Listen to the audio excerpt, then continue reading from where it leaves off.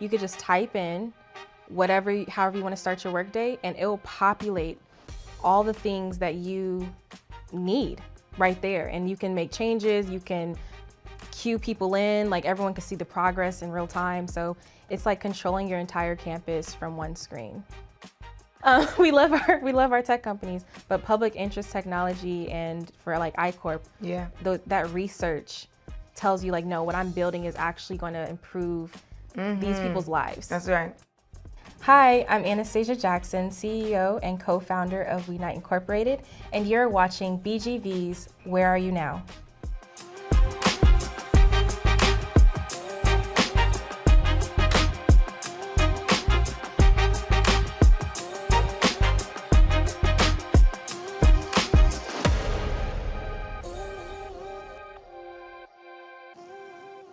Anastasia, hello. Hi. Welcome. Thank you. You look beautiful. Thank you, so do you. So, okay, welcome. Yes. Techie to techie. Okay, so I just shared with you that my degree is in computer science. You know, I don't talk about it a lot, so I don't think that it's in my bio, but I mean, who's reading that? So it's like, I don't talk about it a lot, but I'm loving what you're working on with WeNite. Yeah. WeNite, We Ignite. So yeah, WeNite, but it's Unite. Instead of responsibility being on you, it's on we. Yeah. Okay. Okay, because I didn't want to say it wrong. I was like, WeNite? Yeah. But then I was like, is it We Ignite? But WeNite. Like, WeNite. WeNite. Yeah. WeNite. I like it. It's a verb. Yes. Well, okay. So, I like it. Where did this all start? Okay, so let's back it up. Back it up. Did you have an entrepreneurial background? Parents have entrepreneurial background, any of that? I was always a person with ideas, but not an entrepreneurial background at all. Like, I just would think of cool stuff to do. Okay. Did you ever try that cool stuff? Never tried it. I was like, nah, I don't like it that much, so I won't commit. WeNite's the first thing that I was like, nah, I'll commit to this. Like, I could dedicate myself. Okay. It started it was my experience at Howard. So I love Howard University, the illustrious, the real HU. I'm a transfer student, first generation student at that. And when I got to campus, I literally call this day the worst day of my life. Why? Because like I drove from Cali to DC just to find out I had a $16,000 hold on my account. OMG, talk about HBCU life. Let's talk about it. And because they thought I was already there, right? But then on the other hand, they thought I wasn't coming, so they gave my housing away to somebody else. Oh my God, and you drove all the way from California? And I had drove all the way, yes. So that was day one. And that's my introductions to Howard, that's my introductions to HBCUs. And everybody that I talked to just confirmed that. They're like, oh yeah, girl, welcome. Yeah. This is the HBCU runaround. Honestly, that is how it goes. I mean, that is definitely how it goes. Yeah. So, unfortunately, and you know what? Let me say this. So I went to HBCU. I went to A&T. My oldest child went to A&T. Okay. Aggie Pride all day. But my child after that, she went to PWI. She went to George Mason. And I was like, this is what y'all been doing over here at these PWIs? This is so smooth. Yeah. We had to wait, really. It was like... You didn't have to pop up? What? Like, got there. It wasn't no long line for your... financial aid. It wasn't no long line for your housing. Oh my goodness. Went in there, show your ID name, whatever, grab your stuff. You went. They had people helping you move in the door. Like, I was like, this is privilege over here. What is happening? Yeah, and so I transferred. I went to community college at first, and they were on top of me. So like the community college was like emailing me, calling me, like, hey, did you fill out this form? Like, you have this due. HBCUs, complete opposite. You got to hunt them down to get anything done. Yeah. Yeah. Okay, so this sounds like, I get why you say it's the worst day of your life now. Yeah. I get it. Yeah. So, okay, tell me more. Okay. Well, first of all, I want to know more about like your company, your store, but now I'm trying to figure out how did you overcome that? Because you're in town with like a car full of stuff. What happens next? Yeah, so I went, pretty much all of that trauma is what led me to thinking about, okay, if everyone's telling me that this is common, it's been for generations, there has to be a solution. It's just we're not talking about that because we're too busy trauma bonding and talking about the trauma part. So that's what led to WeNite. I'm like, if we use technology, I'm pretty sure we could help streamline a couple of these inefficiencies. And so that's where it ties in. Now you got me super curious because help. Okay? Help me. Help me. Like what? Okay. How would WeNite have solved your problem? Yeah, so basically our AI, we use AI and blockchain. Our AI is called Sage. Sage would have been that person that I was telling about community college, the one that would call me and be like, hey, like this is due. Hey, fill out this form. That would be Sage. So Sage helps not just the students, but also like faculty stay on top of all their deadlines, helps with filling out the little minute tasks. Like I'm trying to give an example, like class registration. So it really just automates a lot of those processes. And all you have to do is say, yes, like I approve this or I deny it. So how does it get the data? So, okay. Let's get into it. Okay, let's get into it because I got so many questions. How does it grab the data? Are you B2B in the sense of like I don't know, is there a B to S? That's not a thing. Like this is the school, that's not a thing. But you're B2B, so the schools buy in. Yeah, like now I'm filling out the blanks. Yeah, you are.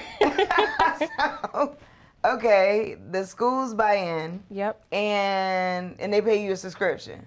So annual. Annual license. And they license it, yeah. Okay. So it's B2B to C because the schools do buy it, but the students alumni, the community, there's other beneficiaries. These schools already have their own silos and fragmented tech systems or whatever systems they're using to keep data. It could be a spreadsheet, it could be Workday, it could be Blackboard. They already have something that they use. And so all we're doing is integrating whatever they already have. So that's where the data comes from. Okay. How many students have you onboarded? So we have 54 on the wait list, and we're working really close with Howard on other things I can't disclose. So we've been pretty tied in with Howard. Wow. And 54 schools on the wait list. Yes. Congratulations. Thank you so much. That's amazing. Thank you. How do you feel looking at what you have accomplished?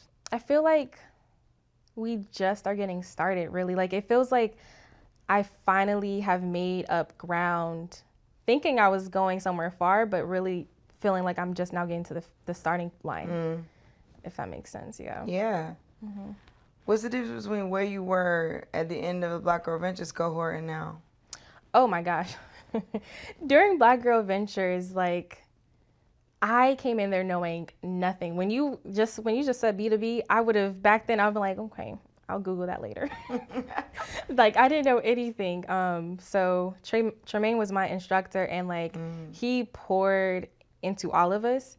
I had like 10 different pitches going in because I was constantly like applying their feedback.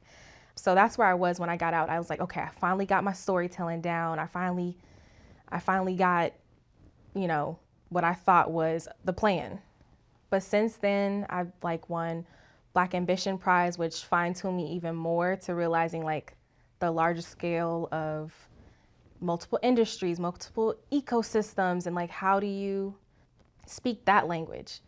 And then now like we have went abroad, so started to learn from like other countries and how they're building their infrastructure for their school systems and like applying it to ours. So it's been a lot of like sharpening my sword for all year. Wow.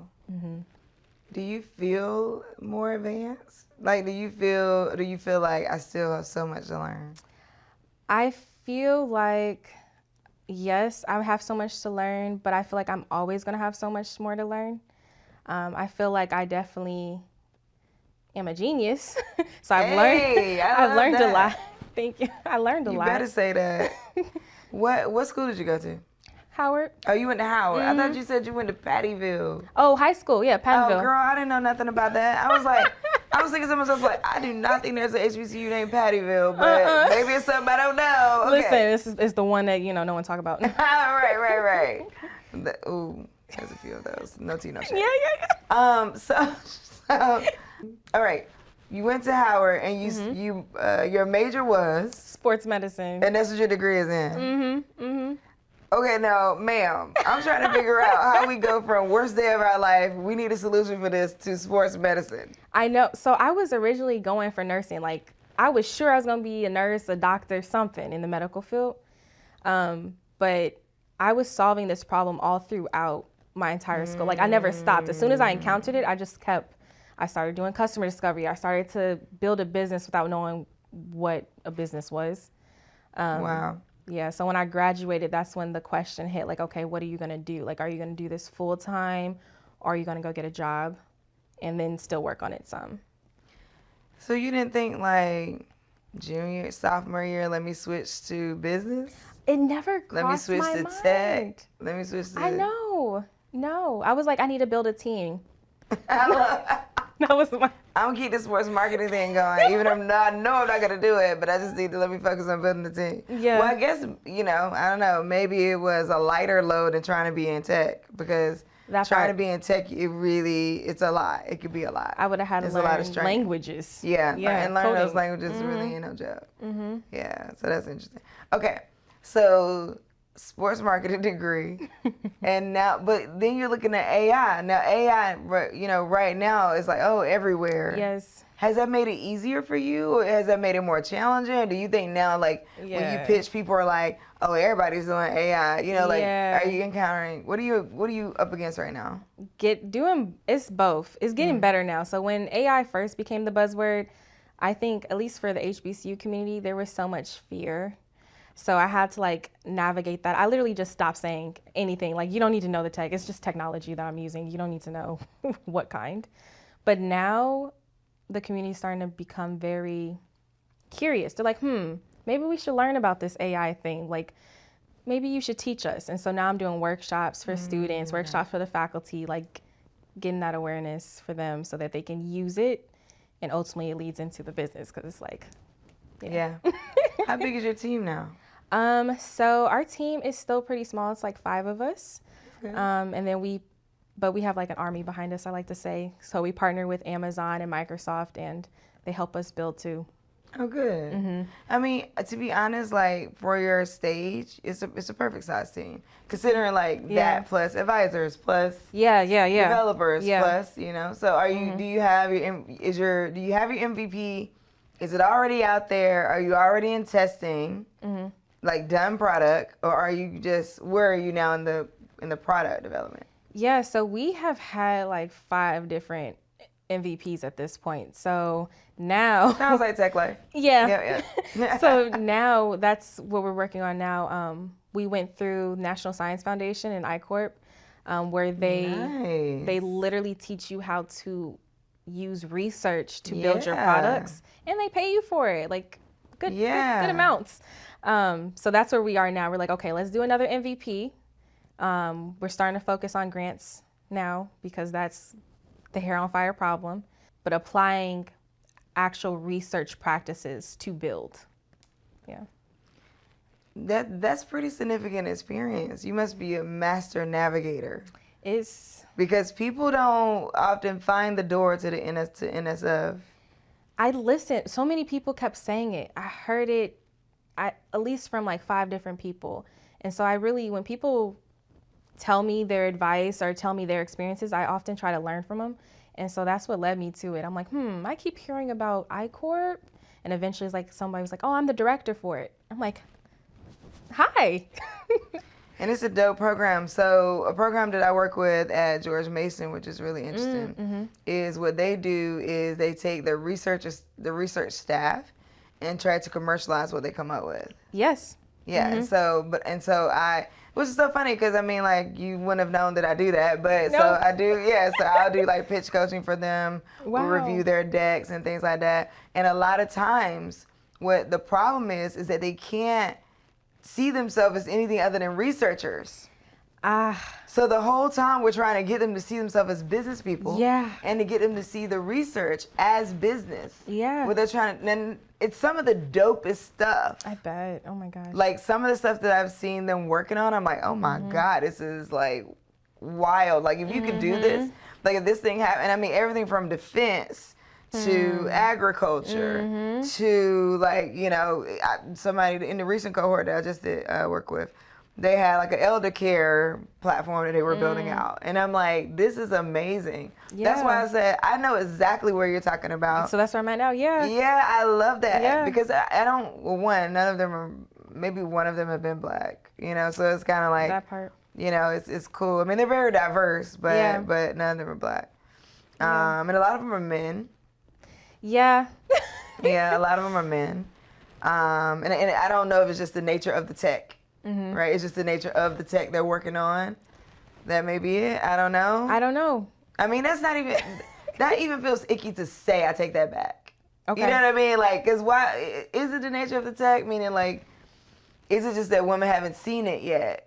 Or just haven't had the interest to go into that? Yeah. Yeah. In the same rooms. Because who told me about it? They were all men. Actually, I think there's only been on this journey one woman.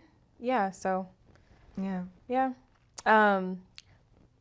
What I like about it is that it sets you up to be a public interest technology. And I think, honestly, I think that that's a great angle for any business, tech business, when they want to be for good. Because oftentimes these tech companies will build something that they think is great and they just want to make money. And that's fine, right? We love our, no names. We love our tech companies, but public interest technology and for like iCorp, that research tells you like, no, what I'm building is actually going to improve these people's lives. That's right. Yeah. And it sets you up, I think, for government contracting. Yes. Yeah. So I think like you'll be perfect for that. And I think because it's funny when you were saying about it, saying the solution for colleges, I was thinking like, shoot, colleges, they need this on Capitol Hill. Yes. They have so many different types of technologies.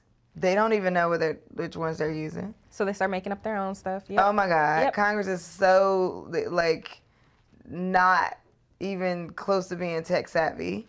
It's crazy because then they have to turn around and make you're going to make decisions about AI. You can barely attach something to an email. You don't even know that your search engine is AI. So. And that AI is not new. And that, yes. Okay. Cruise control is AI. Okay. It's been around. We've been doing it. But for some reason, everybody, now they called it something. Yeah. And then they started to be able to talk to us in a different way. And then everybody got scared. Yeah, exactly. You get it. Well, where do you see the future of your company going specifically? As being AI related? Well, I have a separate question. Hold that one. Okay. Where do you see AI developing? I would say, because I think it's one of those things where like we thought we'd be in flying cars by now. They got those. They're testing in silicon. Right, but look how long I get you. Us. Yeah. Well, I mean, Justin's. You're way younger than I am, but I'm saying like when I was born in the 1900s. I was too. Okay. We were saying, oh, we're going to be flying by 2000. It's about to be 2025. 2020, anything, we thought we was going to be in flying cars. You could not tell us it was not going to be space style, futuristic. You know, it was going to be total Jetsons. Yep. So I find myself not being as like, oh, it might about to do, you know, like, and find myself being like, okay, well, let's just see. But what are your thoughts on how fast, the problem is the speed. Yeah. What are your thoughts on how fast it's all developing? What does that mean for our future for children too? Ooh, that's packed. Two things. I think how we envision the word fast can be challenged because fast doesn't mean like it's just going to be linear fast. Like, okay, exactly what I see is exactly what's going to come and it's going to come quicker. I think it's going to be, no, you're going to fail faster than you've ever failed fast before. So all the pivots can happen quicker. So like a flying car might not look like the Jetsons, but it's going to look like something else and it's going to exist within the next like 5 years. Actually, they're literally testing it now, but so it does exist. But for kids, it means that their individuality and like how they perceive things, like they're gonna have to hold on to that a lot closer. You can't just take in information. You can't take in other people's views as is. And I know like, at least like my mom's generation, taught us to obey. Like, do what I say. Well, that's not going to work in this world. Do what you feel is right. Because what you see and what people say can be fake, and they won't even know. So I think that it's going to challenge how kids have to navigate life. Did you hear about WorldCoin? I didn't. What's WorldCoin? I think it's called WorldCoin, but the Sam Altman, they're developing a way to verify whether or not it's a real person or AI. They're developing this ID technology where you'll be able to tell whether or not something you're looking at is AI or a real person. That's crazy. Yep. So like on a screen or in person? I believe it's called WorldCoin. And in person. In person. I'm sorry, on the screen. On the screen. Yeah, on the screen. Because it's gotten so good. Yeah, it should be able to detect it. Yeah, because right now we can create these avatars and these right, this could have been. Seriously. Yeah. Yeah. This might not even be me. This might not even be Omi. No. This might be an AI version of Omi. This might be Hey Jen. Yeah. It might be Nomi. Nomi. Omi's AI assistant, Nomi. But it's true that from a virtual standpoint, it gets harder and harder to tell what's what, and so they're developing this thing. I mean, and I saw that coming though. Yeah, you need something to be able to try to have a sense of what's real and what's not. How do you combat the fears that people have when they hear you say, "My information will be handled"? My school information will be handled by AI. I don't know how I feel about that. Yeah, so that's why we use the blockchain piece. I think that since we're in this new age, transparency is like the new trust. So with blockchain, you can see all the different things that are like who uploaded what at what time. It's like that stamp of officialness. So that's how we kind of combat that. But honestly, sometimes there is no perfect words to say to get someone through their fears. But is your platform similar to, how they started doing in high school for all the kids to get all their college things in? So they created that universal platform? I know what you're talking about. Is it similar to that? No. So imagine either being like a student, or let's say you work at this one of these universities. You're able to just go to a dashboard, and in real time, we call it Search with Sage. You could just type in however you want to start your workday, and it will populate all the things that you need right there. And you can make changes. You can queue people in. Like everyone can see the progress in real time. So it's like controlling your entire campus from one screen. That's what we're building. So like a Workday or Monday.com, but integrated, yeah. Okay. Okay. So what do you think about where this can go? Like right now you're focusing on schools. You got 54 schools in the pipeline. Do you want to spend, the next 10 or so years focusing on schools only? Do you see it branching into, I don't know, ecosystem players like us, or, or other kinds of schools? I love the international piece. Yeah. So honestly, our focus has been the African diaspora for Long Vision. So creating a system where we just keep expanding it. So right now we're focused on HBCUs, and then expanding it to the diaspora, allowing for our ecosystem to have like infrastructure. Yeah. Okay. Yeah. What are your big hopes, big dreams, oh my God, WeNite, here we are, we're 10 years from now, and WeNite is like took off, and like you are doing what? 10 years from now. No, okay, wait. Paint the picture for me a little bit again. Okay, let me go back. There you are. There you are. Okay. On the balcony. Looking out at your life. So WeNite is successful, right? You're 10 years in. What is, let's just ask this. What does 10 years from now look like for WeNite? 10 years from now for WeNite WeNite will be like, you wouldn't be able to say smart campus without thinking WeNite is where I'm feeling. And then also, if you don't know what smart campus is. I was just about to say, keep going, but I was just about to say, wait, can we go back to what smart campus is? What's a smart campus? And because when you said smart campus, I thought smart house. Yes. And then I thought smart city. Yes. Okay, let's go there though. But tell me what you're about to say. Okay. So yeah, so you wouldn't be able to say smart campus without thinking WeNite. And that would be for all the HBCUs would already be onboarded, and now it's able to start to branch out to, other universities. We have had government agencies come to us before, so like everyone can have a license at this point because HBCUs would have been already a smart campus. Smart campuses. Okay, so what is a smart campus? Yeah, so it's crazy enough because, I'm going to say this and I'm going to answer it. Okay. It's crazy enough because here in the States, I've had a lot of meetings explaining what a smart campus is. And then when I went abroad, they have smart campuses in other countries thriving already. And so that blew my mind because it's like what I've been painting a picture, trying to get people to see my vision already exists. It's crazy. Well, the U.S., contrary to popular belief, the U.S. is actually not that advanced. It's not as advanced. We all know that it's really not. Like I think we think that, but honestly, it's not. Yeah, we getting there. We're working on it. Just keep WeNiting us. Keep WeNiting. That's it. So a smart campus is a campus, once again, where all the technology is integrated.